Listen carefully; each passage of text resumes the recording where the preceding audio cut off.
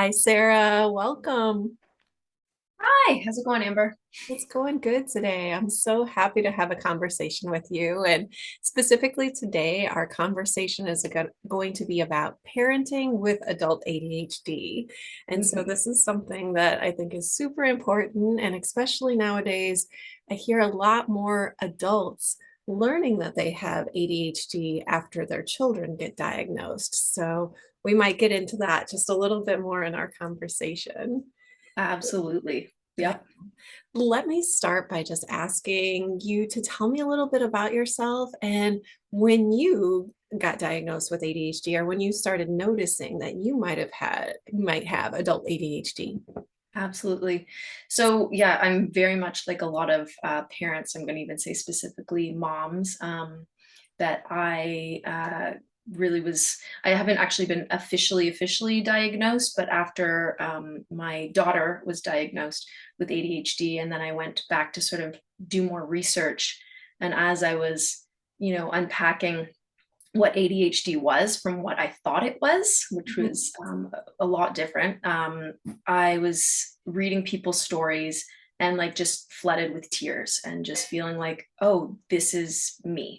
This is actually me. I just sort of thought it was, my brother was diagnosed as a child with ADHD and definitely was the, sort of 80s poster boy for ADHD, like the kid bouncing off the walls and just like the hyperactive kind of archetype. So that's was my framework. And there was moments, in my childhood where obviously he was diagnosed and he had more outward symptoms, so that was very present. But then when I reflect back, and for people who know about the presentations for women, there can be a lot more inattentive presentations. So I really connected a lot with that. And then just moments where I look back and looked at my mother, we call this energy the hummingbird energy in my family. Oh, So I very much was like my mother, and my daughter, who's 8 years old, was very much like me. And we just sort of thought, oh, this is just a part of like, our maternal lineage. And that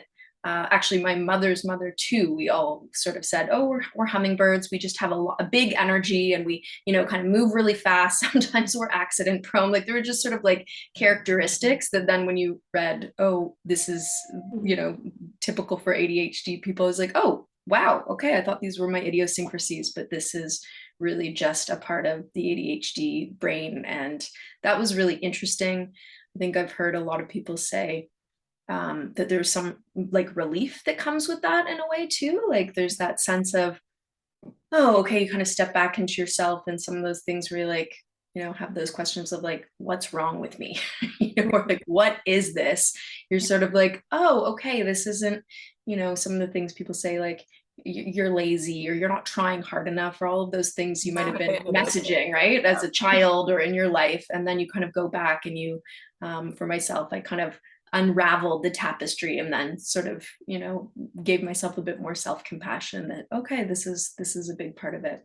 Like that misconception that's out there about Mhm. ADHD, that it's a young male hyperactive student in the classroom, typically is what people have thought about ADHD for a long time. But I really Absolutely. love how the awareness is growing now for especially adult women, adult men that may have that inattentive type or combined type, which it sounds Mhm. like, the hummingbird energy was how your family labeled it or Yeah. described it, but it matches very well with the symptoms of ADHD. And having that label, I'm not a big fan of labels, because there's a lot of negative labels, but having a label of like, oh, this is me, this is how my brain works.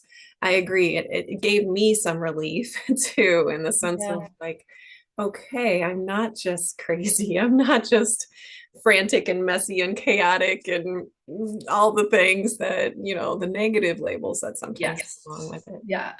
And Yeah. then it kind of gives you sense of um like also just a belonging. Like when I was reading other women's, specifically women's stories, and just sort of things that would happen, and you're just feeling like that camaraderie, like, okay, I'm not alone. And that felt really, kind of great to hear. And that, you know, the humor I think is really important with ADHD too. Absolutely. So reading other people's stories, and maybe it actually wasn't a humorous story, but because I felt so connected with it, it was like, oh my gosh, you know, I feel that way as well. So you're sort of heartwarmingly connected with other people and their stories in that way. Mhm. And that's where the labeling, I think, yes, I feel that way too. Sometimes it's like I don't, you know, I don't want to have a label. I think um, you know, and we'll talk about this within parenting, you know, with your children, sometimes parents don't want to get their child diagnosed because they don't want there to be a label. And then that means this certain finite thing. But at the same time, there's something that comes with the label that is that a greater sense of or understanding that I think can be really helpful too. So, you know, I Yeah, was in the so mental happy to health hear you world, have a that. diagnosis or a label Absolutely. is used to help know how to treat somebody. And Yes. it really is a useful thing, as you said, for children too. If a diagnosis does happen, then doctors and therapists or coaches can really know how to guide treatment, because treatment for ADHD does look different than anxiety or depression treatment, or Hmm. oppositional defiant disorder that Yeah. sometimes ADHD children get. Yeah, I found that was really interesting too in people's stories. And I specifically don't have this, but that so many women to find out later on that their anxiety and their depression have been mislabeled or misdiagnosed at a time because they weren't maybe exhibiting those more prominent symptoms or features of ADHD. So, you know, they kind of went into this whole other category, and you just think, okay, maybe if we had, you know, noticed this earlier, then there could have been a whole other shift in the way that you are treated and seen and see yourself as well too. So I think it is important, and definitely there's way more awareness these days than ever before. And I think that's amazing. Yes. TikTok, Instagram, all of those places, they have highlighted the ADHD symptoms, sometimes in a comical way, but Yeah. it has brought education, and I would say almost a little less stigma too to the ADHD diagnosis. Yeah. Yeah, I agree. And I think that that's really important moving forward, you know, having a stigma free. I think obviously all mental health challenges are becoming more, you know, there's more clarity around it, there's more awareness around it. And that's just going to push everyone forward and being their best selves, however that looks. Yes, I want that. I want that for Yes. our society. Ooh, let's have that. Well, let me ask you a little bit about, so it sounds like you found out that the symptoms of your child first, and then, or you found out that your child had ADHD symptoms, and then it kind of, you started reading more about your own symptoms in adult women. But let me go Mhm. back to, so being a parent with adult ADHD, being a parent in general is challenging. So fun. So fun. Yes, yes, beautiful, challenging, all the above. But how do you think that adult ADHD has affected your parenting, or how does it impact your parenting? So, you know, like most things, there's the negative and the positive. There's both parts here to this. So I think for myself, you know, on the more negative side, or things that can be more challenging, Mhm. is that definitely I have more sensory sensitivities. So um you know, yeah, kids are loud and they're in your face and they want all of you whenever they want it. So there's times where you know, it can just be a little bit loud at the end of the day when you're kind of at your threshold, or you just want to like crash and you're having to make dinner or like deal with all of them, you know, being through their day too. um it can be challenging to just like keep myself going till the end, till everybody, because the day doesn't end until everyone's asleep. So Dealing you with know, your that can sensory be, overload and having enough energy, patience, yes. calm, all of that. Yes. Yeah, and just managing those things, or like knowing that I've had enough to eat, or you know, had enough water, taking care of your own needs sometimes can be a bit of a challenge. And then you're parenting your children's needs on top of it. Mhm. Actually, my partner got me these really cool little earbuds that are great. They kind of cancel sound out just a little bit, so I find that's kind of helpful sometimes. Or if I'm cooking dinner at the end of the day, I'll just put in put on music that like I can just be there and I'm present, but I'm also just like just outside a little bit in my own comfort zone that can be supportive. And what else? Yeah, and the emotional regulation piece, dysregulation. That's a big component of ADHDers. And It's so harder sometimes for yeah, people. it's a big piece. So, there's those times where again, like I'm already feeling like I'm at my threshold. And for example, my daughter might have, a moment, and I need to be the one that's calm to hold her into that place. And sometimes that happens and sometimes it doesn't, you know, No and perfect. Yes. that's part of the self forgiveness that comes in later. But there's, that can be really challenging at times where you're like, okay, I have to be the one. And I think this happens for all parents, but I know for us ADHDers, we're just sort of a little bit more the over our thresholds at different times too. So Yeah, the it's emotional that can be really tricky. Mhm. And then the last little part I'll say is just sometimes, it's really important for all kids, but also if you have children, which I do. One of my daughter has ADHD too, is being consistent. And that's not my strong suit. Not mine either. I'm not, and sometimes I just love that about myself, really. There's things that are great that come along with that. So the consistency, and if your kids are you're at the park, you're having a great time, everyone's in a good mood, but you're like, oh, I should be home for dinner, because then you have to follow the routine. There's sometimes where you're like, forget it, we're fine, and then you pay for it later. So that can be a hit or miss at times. And then sometimes you follow the fun thread and it's an amazing thing. So I'd say that's a positive too, is that like it makes me a really fun parent, like Because you can be spontaneous and creative yeah, and go with yeah, it, I guess. the spontaneity that comes up. Or you have a child who's, they have an interest and you kind of follow that interest. Or the early years of parenting can be really boring at times. If you're a stay-at-home parent and they're not talking and they're, you're just sort of like, okay, the days can be very long. So I'd find one or two things that my child was interested in, and I'd like, build a little ramp for their car. Ooh, that was more fun for me. That was more fun for them. So, I think that's a real positive, is that you can kind of be in the moment, Yeah. with your kids in a different way, and that allows for really amazing connections, and moments of fun. I say, like, yeah, following the fun thread. Yeah, I love that. um, I've never heard somebody say that before, but it is following the fun thread and just trying to find what interests them, what interests you, and try to combine that, because yes. it is hard to sustain attention sometimes when things are not fun or interesting, and when it just feels like a should or a have to, or uh, Yes, adulting. totally. Who wants that? And that's the thing, right? The boredom in the brain is like, everyone in with the ADHD brain, then like we're asleep. So it's like we always have to kind of have those different stimulus to keep things going. And so that can be a really great part with parenting, because kids are always up for different things until they're not. Yes. That's Yes. the other component. But and then I think also with parenting, there's always so many different things to do. Like, there's always a lot. So I know with the ADHD brain, we're sort of infamous for procrastinating. It's hard sometimes to get us started on different tasks that aren't fun.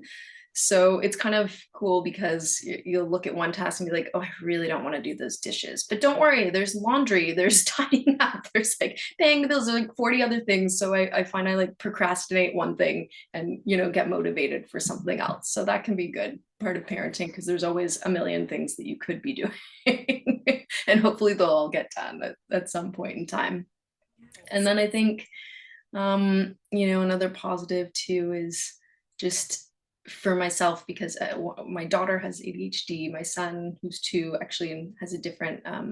My partner gave birth to him, so he doesn't have the same genetics as me, which is interesting, because Mhm. about the heredity component to A ADHD. component to ADHD for sure. So it's really neat to kind of be parenting kids, a child who does have ADHD and a child who doesn't so far. I mean, I just don't see that in him yet. And with my daughter, we saw it like very, very early on, just those qualities. So, we share a similar kind of brain blueprint. So I feel like that helps me parent her with a bit more awareness and compassion. Yeah, that understanding, and that is very interesting. So you have two very different children and Mhm. ages too, and genders, and then how their brains work is also going to be very different. So that is challenging. So following the interest thread or following the fun thread, it has worked with your daughter. It might work with your son, but it is a Mhm. matter of just meeting each child where they're at versus Yes. assuming they're going to be thinking a certain way. Yeah. Yeah. Yeah. And just being able to sort of understand that, like, that there is a bit of a slower processing speed with certain things. So, I'll kind of knowing that I'll maybe stand back sometimes after asking a question and just wait a little bit longer for her. Mhm. Having knowing within myself some of those things, then I feel like it does kind of help parent your child, well, both children, but my specifically with my daughter, it has brought me a bit more awareness of certain things that I might have been really frustrated with before. Right. It does kind of help me take a pause and yeah, know how to support her in a different way, and kind of know, just knowing those facts, I think, is really important. Yeah, I think there's a lot of, and you mentioned a lot of great things. So like you're gonna have a lot of awareness and insight about, her procrastination is not laziness. Her procrastination relates to her brain functioning. Her motivation levels might be lower when it comes to having to get schoolwork done, unless we help make it interesting for her. And just all of those things that, once you know about ADHD a little bit more, and once as an adult with ADHD, learning yourself about your own ADHD makes you more compassionate, more forgiving, and maybe more able to just have a conversation without the elevated frustration level that sometimes goes along with parenting. Yeah. Or when, there is the elevated frustration level It that's happens. there, which happens, right? I feel like over time, I'm getting better at just, um, being like, okay, well, I didn't handle that well, but I'm going to, be okay with it. I'll forgive myself and also repair with her, which I think is a big component too. It's just sort of knowing, okay, well, that wasn't my best moment. And we move on from there, right? And I think that's a huge piece, is sometimes there's just that level of, like, kind of internalized shame. Again, I don't want to project that on all ADHD people, but this is something that I've read a lot, and specifically with women too, like, and parents. Mothers were there's that sort of social expectation of all these different things we're supposed to be able to just hold and just flow gracefully with, which doesn't always happen. And so I think All the time. yeah, like, every day. So I feel like that is one thing that I've been working on, and I'm continuing to work on with myself, is that compassion, and that kind of being in the moment. So that moment didn't go great. Okay, maybe take a moment of self-reflection. Next time, maybe I could go and lead with this, or like take a step back to you know, I, to work with that situation in a different way. So I think that for me is a big part of parenting as well too, and just being a woman in general.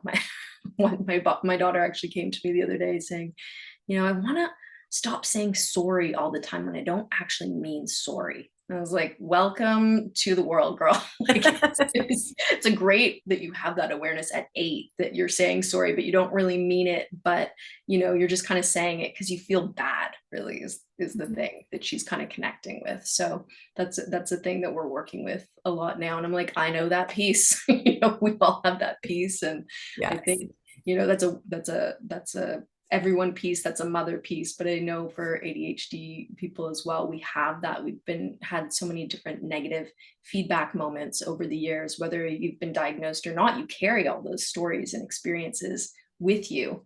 So there is, I think for me, yeah, when I got had that awareness and the tears were coming, it was just like kind of moving some of that old stuff out, like, oh, this is why I'm carrying some of these pieces too. Mhm. Yeah, and you touched on really, as you mentioned, that you use a lot of self-forgiveness, a lot of self-compassion, and you see mistakes as learning experiences. Mhm. And it really is a kinder way of treating yourself as a parent versus I should, I have to, I'm sorry I didn't do it this way. My mom did this way, so I should do it this way. Yeah. There's a lot of rigidity out there and a lot of very extreme thinking, all or nothing, black and Yeah. white thinking, if you're familiar with that. And it really takes stepping out of that to be more forgiving, be more compassionate, and it sounds like you really are. Like, even it might not be perfect every moment of every day, but you're really trying to focus on like giving yourself that and also teaching your daughter that, it sounds like too. Yeah, I think that's a big piece too, the modeling, right? And when you're not doing your best modeling, it's okay. There's moments where you are learning from the experience, and yeah, practice makes progress, right? And that's where we're coming from. And that word compassion is big for me as I am starting my parent coaching practice, which is called Compassionately ADHD. And I think that's a big piece, is just having that self-compassion. Mhm. Yeah. Absolutely. And so you as a coach and a coach for other parents who have children with ADHD, um, what are some things like you already mentioned the earplugs or the Mhm. earplugs to help with sensory, Earbuds, to yeah. take care of your needs, to be more self-compassionate. Are there any other things that you have found really helpful that you feel like also are going to help the parents that you work with? Yeah, I mean, again, for myself, I'm someone who's practiced yoga and meditation for since my teens. So I honestly feel like that's some of those practices are what's gotten me through, like made me the adult that I am. And they are just for me so impactful and important. So I know mindfulness is kind of a catchphrase these days, and it's because there's potency and there's really powerful stuff behind that. Now, it's not for everybody, but I feel like there's at least one or two breath practices or something that everyone can do. So it might not look the same. I learned this from my daughter too, when I try to impose yoga and meditation and things that work for me onto her, and she's like, this isn't for me. So then it's great, she kind of helps me come up with different strategies. And yeah, some people can't sit for 3 minutes, that's not going to work for them, but you don't need to. You can find another way that moving with breath, or dancing or exercising, like you just need to find what works for you. And I don't think there's any one right way that someone can tell you this works for me. It may or may not work for you. So I have a lot of tools in my toolbox that I've worked with kids specifically, and now I'm attempting to work with adults Mhm. more too.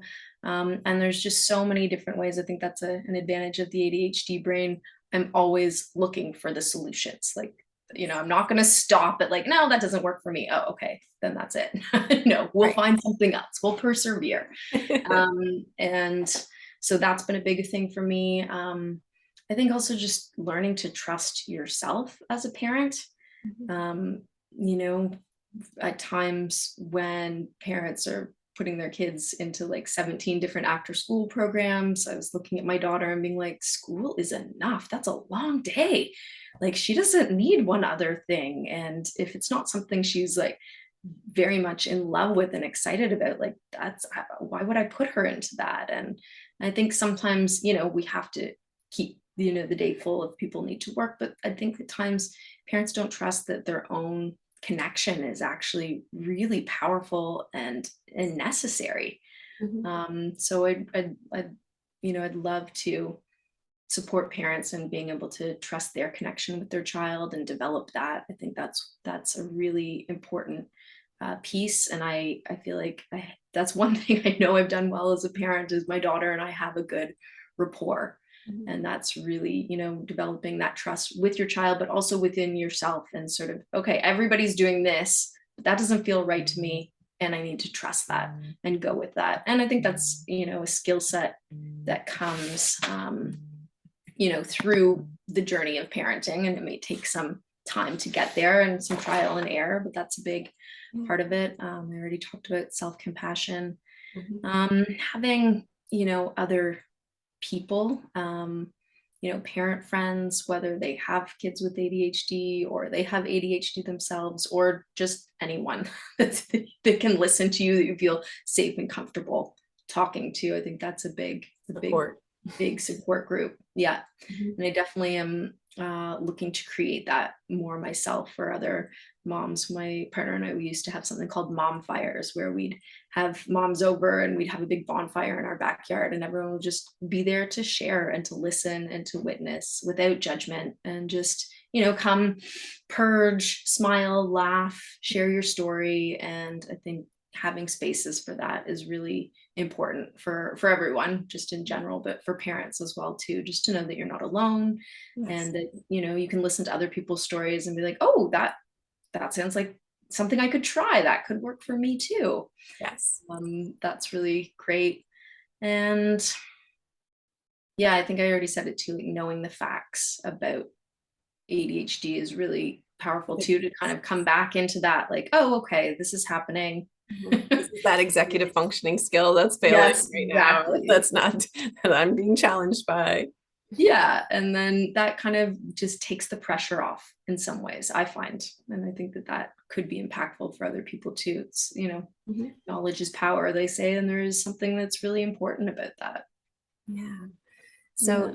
all of those things are beautiful. I love the support for other parents, just finding that safe, multiple safe people to talk to, or one safe Yeah. person to talk to, and then finding connection with your children, and role modeling less busyness, role Yeah. modeling connection more than busyness. And Yeah. all of those are valuable A things that lot can happen just lying in your bed, just looking at shadows and talking to your kid. I mean, Mhm. it's, I think, sometimes hard to prioritize those moments because we feel like we need to be busy, or we feel like our kids need to learn violin and Mandarin and be good at swimming and all these Yeah. things. It's like, maybe not. Who's your kid? What are they saying to you? Do they come home and they're already exhausted? Like, Mhm. so I think it trusting yourself and your gut and your relationship is a big piece. Yes, yes, yes, yes. And that takes some time to get there as a human, as a adult Yes. with ADHD, as a parent. And like you said earlier, sometimes it's not consistent. Sometimes we trust ourselves and sometimes we go through insecure times and then we get back Absolutely. to trusting ourselves again. Yeah. And yeah, it's totally a process. Yeah. Yeah. Lifelong. And you have till about, their kids are 25 to 30 when their executive functioning should be like, on par, right? So there's some time there to build. Yes, because it is. I've heard that too out there, that executive functioning, because of the cognitive, there are delays in the brain, Yes. and it sometimes takes children with ADHD a little bit longer to really get those executive functioning skills down. And so, Absolutely. if parents recognize that and can help their Yes. children and recognize that they might not be at the same level as all their peers, that's Yeah. also gonna Patience. Patience. help them be compassionate and patient. Yes. Well, let me ask, I got two more quick questions here. What are your, like, beyond parenting, what are your outlets for Mhm. creativity or activities that you do? You mentioned yoga already, and you mentioned meditation. Mhm. Is there any other activities that you find really valuable for yourself? Yes, absolutely. I love being out in nature. The natural world is a big piece of my life and my family's life. We spend a lot of time outside. You know, there's days where you want to be motivated, and again, and trusting myself sometimes when I can't have more flexibility in a work day, and I have some time and I'm just not feeling it. Mhm. Just going out for a walk in nature, or just, and I don't mean like you have to drive 2 hours to a A a hiking. reserve or something. Like, we don't all have that. I luckily I have some trees in my backyard that I go to and connect, like, to start the day off, couple deep breaths, feet on the earth, and that really helps to anchor me into my body. And then, even just, there's a couple ravines. I live in Toronto, a lot of amazing ravines that aren't very far away. Just taking a little walk, or just even, you know, um, yeah, going swimming, which I love about the summer. It's not going to last that much longer, so I'm soaking it up now. But having that nature connection Mhm. is so powerful for myself, and I also, yeah, for our kids too. We do that Mhm. almost every day. Like we're not really park people. We usually go out into the woods, and that's a big component of our lives. And I think that that has definitely helped me and helps me Mhm. daily to just connect with that. Or even if I'm just, if I can't get out somewhere, just looking at some of my pictures of walks or videos that I've, been on, and it just kind of reconnects you with that moment and that sort of feeling of being in nature. Couple that with a breath, and I use mantra practice a lot too, which is really, for me, really powerful. Like I play mantras around my house a lot. I just will chant every morning, every day at certain times. I feel like it's really, really powerful. There's been studies on the brain and how it works with emotional regulation, but also cognitive function.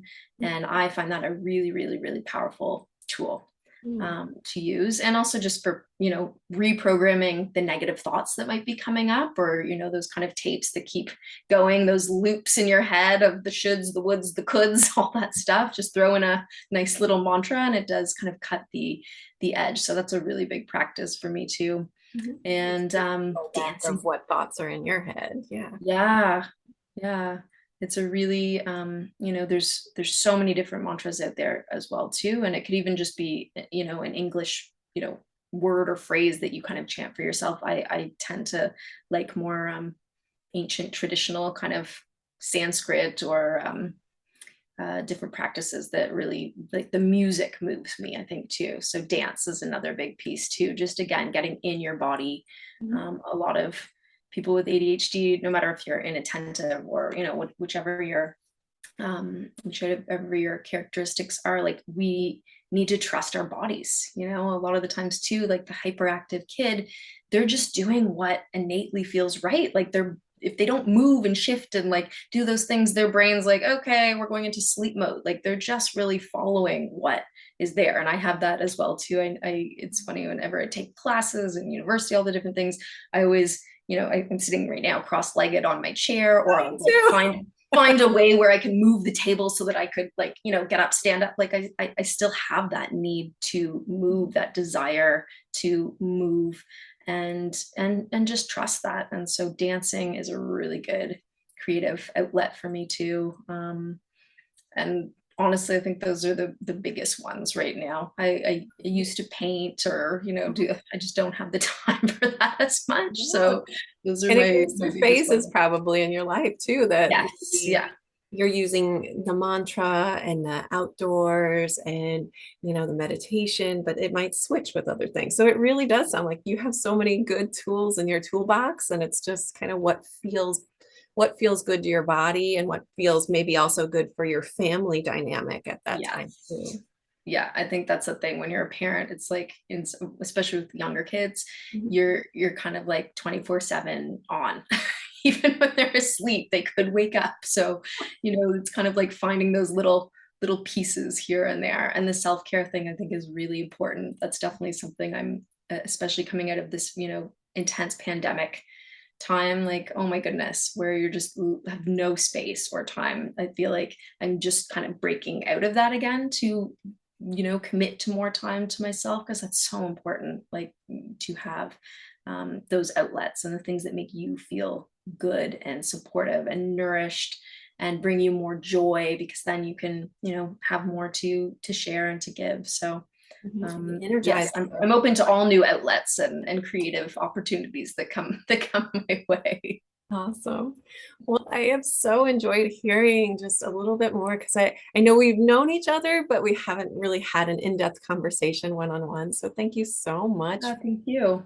telling me about the things that are helping you as a parent, helping you as a individual, what things energize you and give you joy in life. So that's really awesome.